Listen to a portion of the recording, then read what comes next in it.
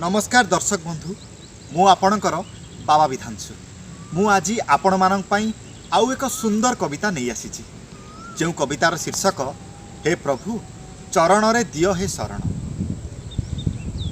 चरण रे तुम्भ दियो हे शरण, हे कालिया शांत तुम्भ चरण रे टिके शरण दियो। चरण रे तुम्भ दियो हे शरण, जगतर नाथ श्रीहरि क्लेश द्वेष जहा अच्छी ए मनरे अक्लेशरे जाऊ बाहरी। पूरा जीवनटा बीतीगला जहा, हे प्रभु कालिया शांत ए पूरा जीवनटा एमती बीतीगला।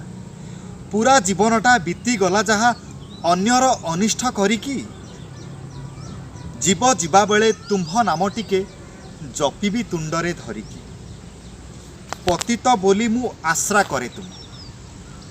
कालिया शांत मु जानिछि मु पतित, सेइथिपई प्रभु मु तुमको ही आश्रा करिछि। पतित बोली मु आश्रा करे तुम, पतित पावन नेतकु बाहु टेकी थरे डाकी निय कोले धाई जीवी तुम क्षेत्र को।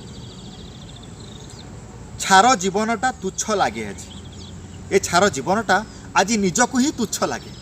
सेइथिपई प्रभु लेखिली छार जीवनटा तुच्छ लागे आजी, तुम्भ बिना सबु श्रीहीन, सिंह द्वार आगे पड़ी थिबी पछे निर्जीव पस्तर समान। कांदी कांदी जेबे लुह सरीजिव, हे प्रभु जगन्नाथ जेबे कांदी कांदी ए आखिरु लुह सरीजिव, सेति बेले प्रभु कहिबी कांदी कांदी जेबे लुह सरीजिव, चाली जीवी स्वर्ग दुआर, तथापि इच्छा मो हेबा पाइली न।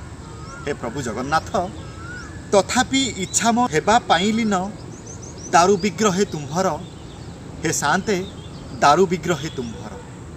धन्यवाद।